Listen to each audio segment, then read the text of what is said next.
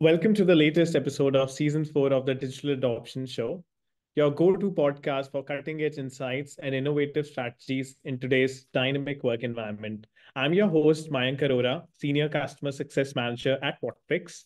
Today, we are looking at proven strategies HR leaders can use to drive successful hybrid teams. Joining us today is Sally Loftis, a distinguished human resources consultant who specializes in organization development and social justice. With a master's degree from Pepperdine University, Sally has focused her expansive career on promoting pay equity and crafting workplaces where everyone feels valued and connected. Sally leads Loftus Partners, where her work spans racial and pay equity, appreciative inquiry, and leveraging human strengths to foster healthier organizational environments. She has partnered with a diverse range of organizations, from Fortune 50 companies to small boutique firms and nonprofit organizations across multiple continents, striving to create a lasting impact. Her education to equity and justice extends to her public speaking engagements as well, including numerous podcasts just like this one, where she discusses crucial topics like pay transparency and systemic inequality. Sally's hands on approach and unwavering commitment to continue to influence the broader landscape of human resources and social justice. Welcome to our podcast, Sally. How are you doing today? I'm good. Thank you so much. It's funny, I hear that bio and I'm like, who is that person? But it's me. So thank you. Absolutely. And before we dive into our serious discussion, we want to get to know the real Sally behind the multifaceted leader we know today. Mhm. Hence, we have a sweet little segment called the Digital Pulse. This is where we try to get candid with our guests and understand what really drives them. So, Sally, is there a passion outside of work that is particularly close to your heart? Ooh, love, I will say, being a parent is a huge passion for me. I also love reading and writing. So anytime I can kind of absorb information or create content around it, I get excited. And I love being with my friends. Interesting. And since you said you like to consume information, do you listen to podcasts as well? Oh, yeah. My family has a joke that I start most sentences with, "Today I heard on a podcast," because I have like been a podcast person for a good 10 years. And so, yeah, consistently. Well, high five on that. I sometimes Thanks. I feel, once I get to that threshold of 10 years, I would probably start doing that as well.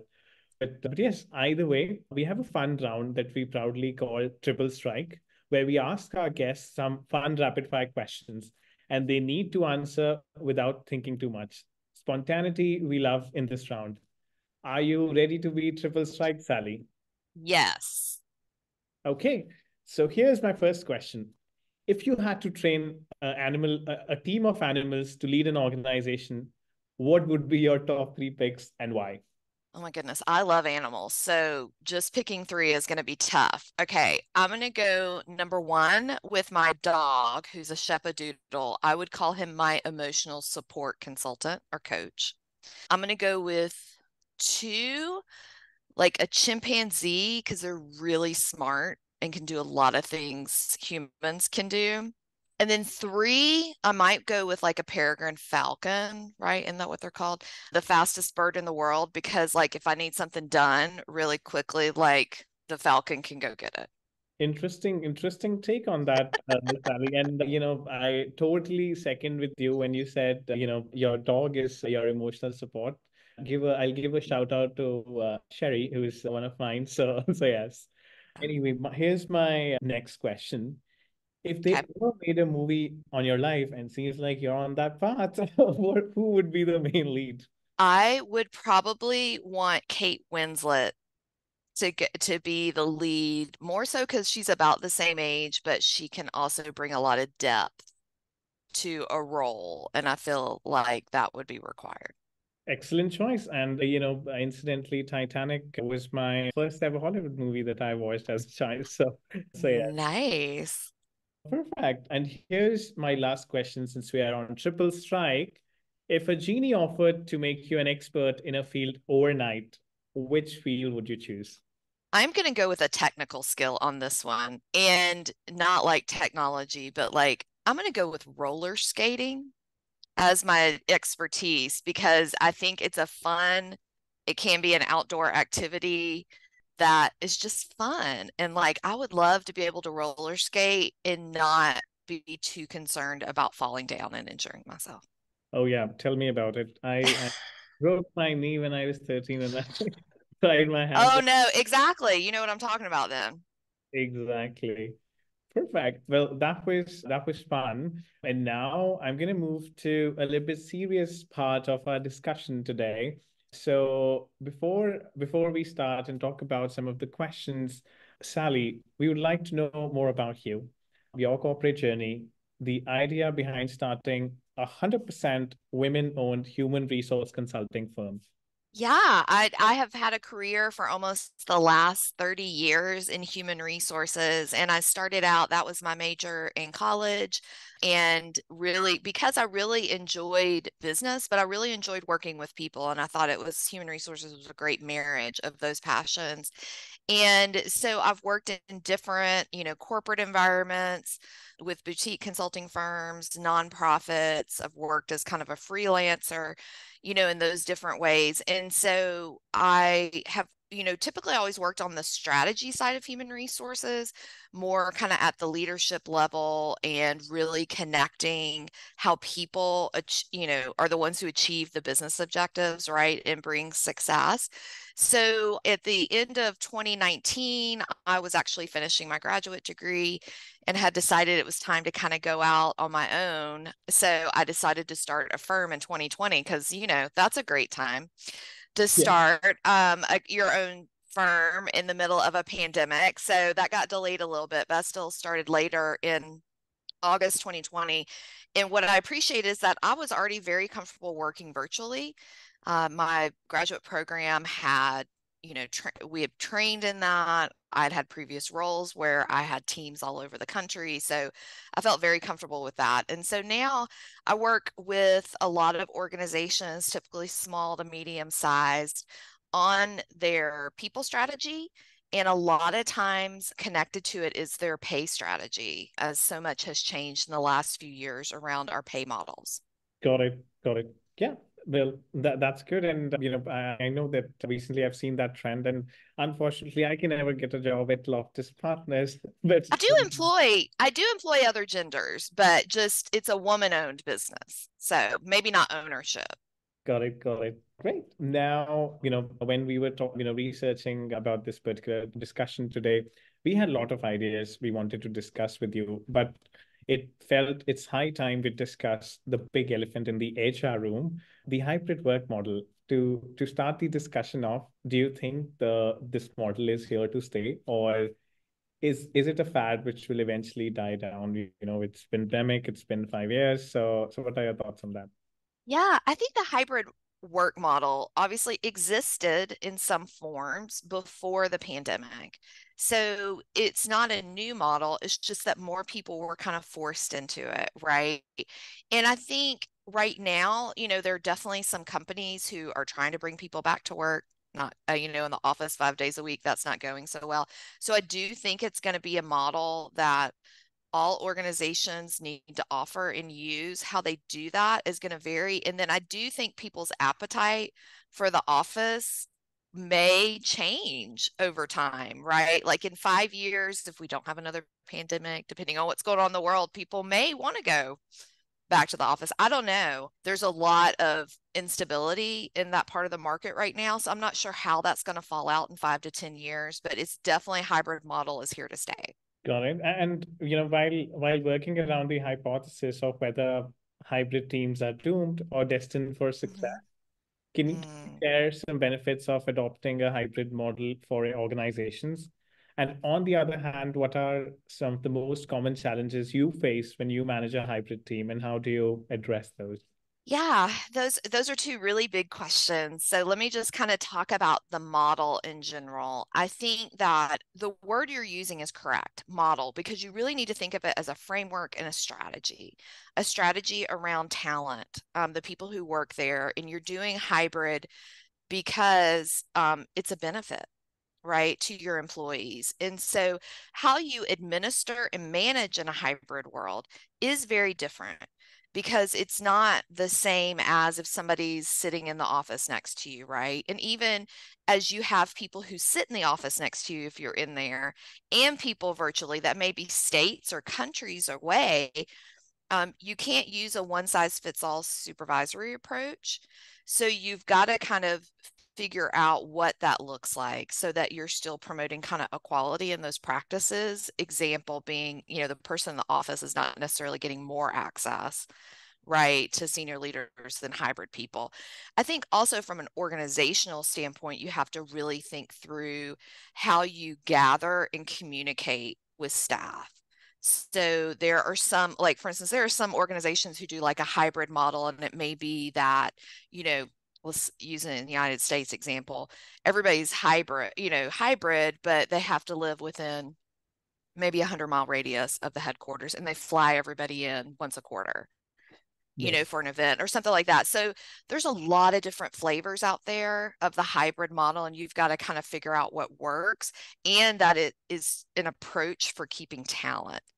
The challenges on the flip side are when you don't have a strategy, right? When you're just kind of reacting, because then your supervisors are not informed on how to manage people appropriately. And there's a sense of exclusion that people can feel in the hybrid model because because maybe they are, just kind of thrown up on a screen, and there's no intention in a meeting of like talking with the person on the screen or something with a group of people in person.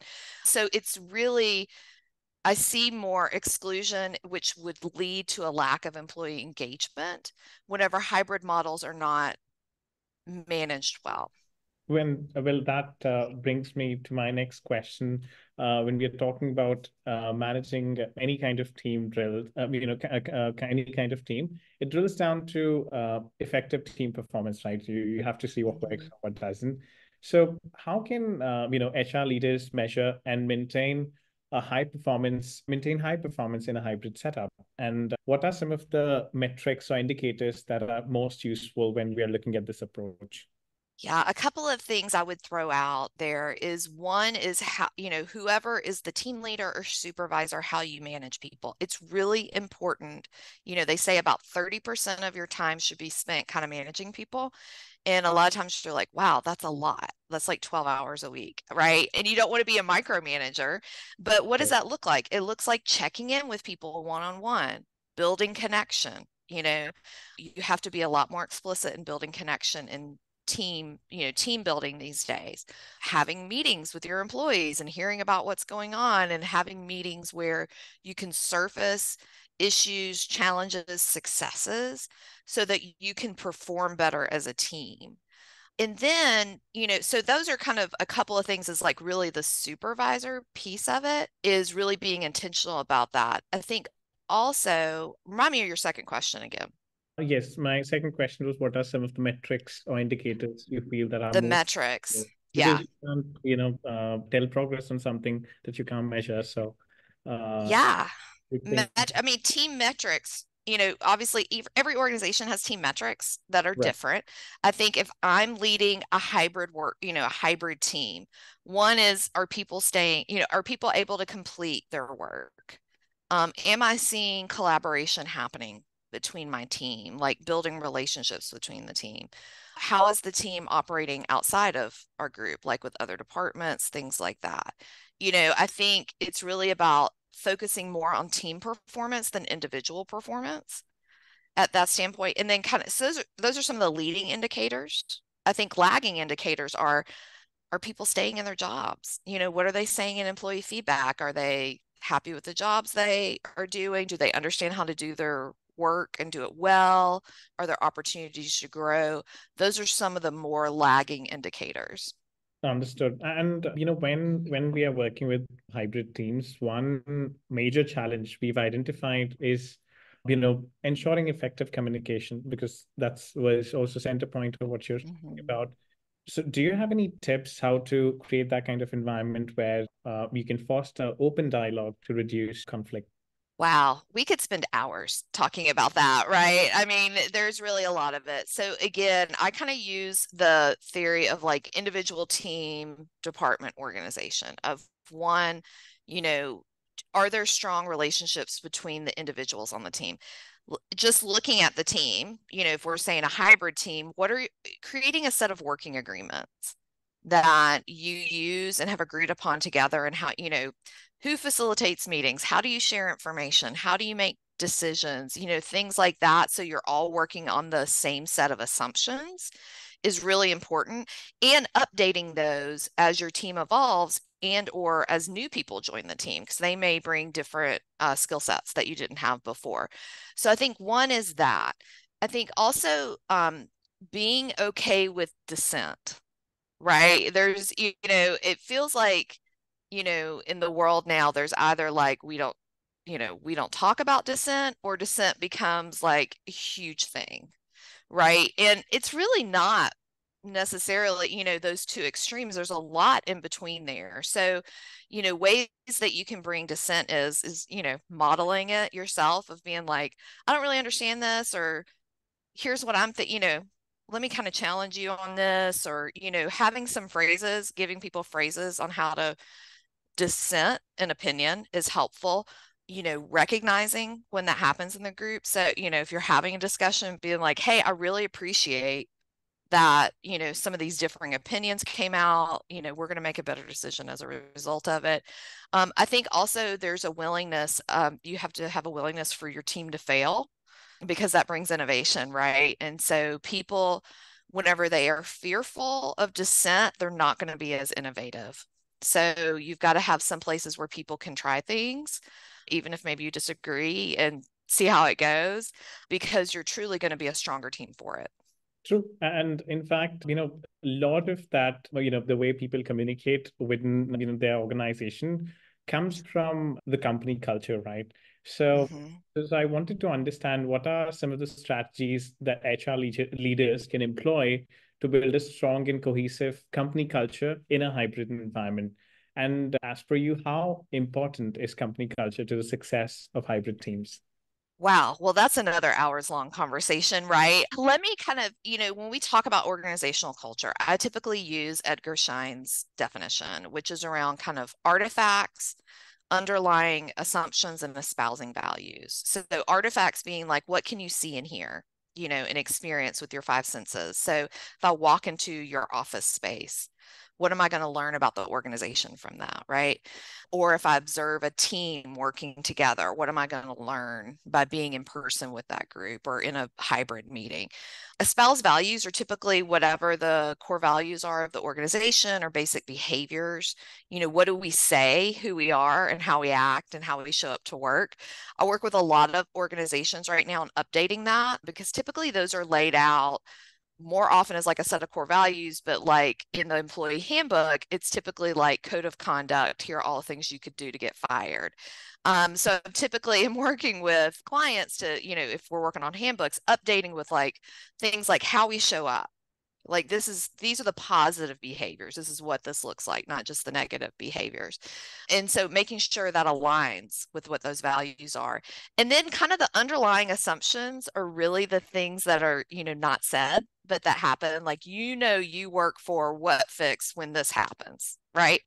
Or, this is a organization meeting when this happens. So really that's the deeper work in the culture, and that's the stuff that's happening between people and on teams and between teams. And that's why building connection and trust is so important, because to your point earlier around dissent, and conflict, is like you're able to call out and be like, this is what we say, but this is not what we're doing, and it's not a huge personal thing, right? So culture is built of those, and it's not just something you build and let go. Culture is continuously something you're monitoring, you're building. It's changing because the people who work there, are changing in and out, and also how the organization evolves over time is changing. So it's very much a living organism that needs to be nurtured. True. And I absolutely second that. And one thing I've seen is a lot of big tech companies, they follow leadership principles, and most of them say, Mm-hmm. we've defined that much later in our journey as a company, but we were already practicing that. And I think practicing is the key.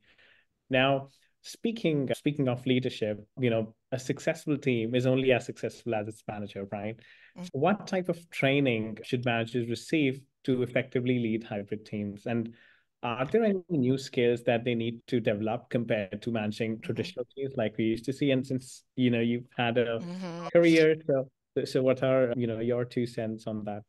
Yeah, definitely the nature of the supervisor position is changing. I actually wrote something recently about like the supervisor unicorn, right? Does that exist? Because how we manage now is very different than 5 years ago. And when you throw it into a hybrid environment, again, it gets a little more complex, right? Because you do have people, you may be in the same office as some other people, you may not, there's a lot of different ways. So I think the couple of things, this is not necessarily a training thing, but I think managers need to just check their assumptions of what they think people know and expect at work, and then try to just be very explicit with your expectations.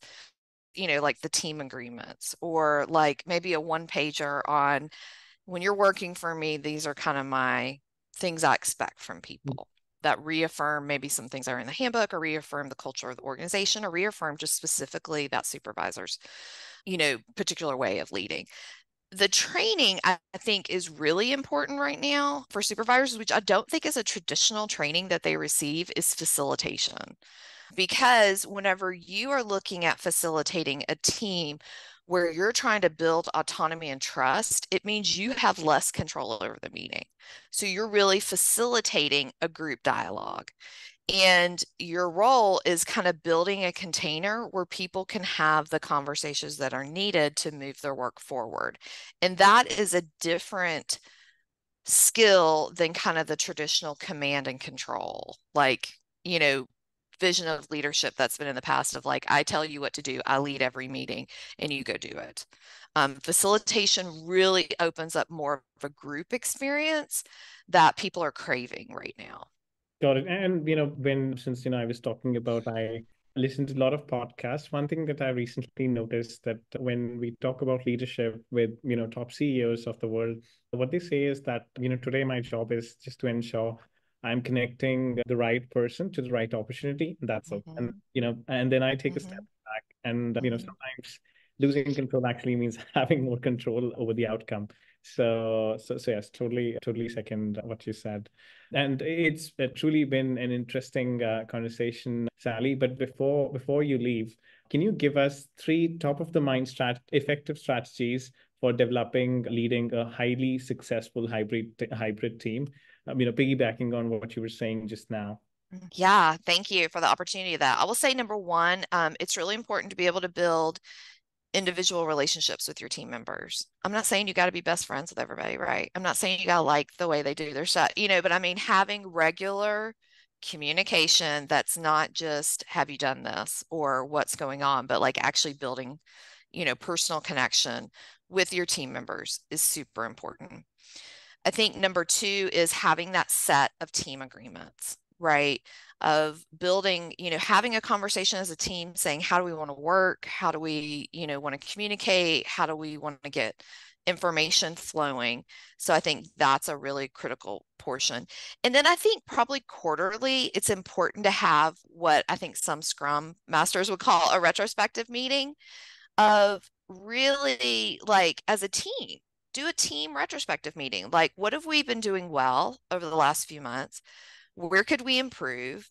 How might we want to change for the future? So it could be that, hey, this particular client we worked with, we probably should have asked this one question sooner in the process than later.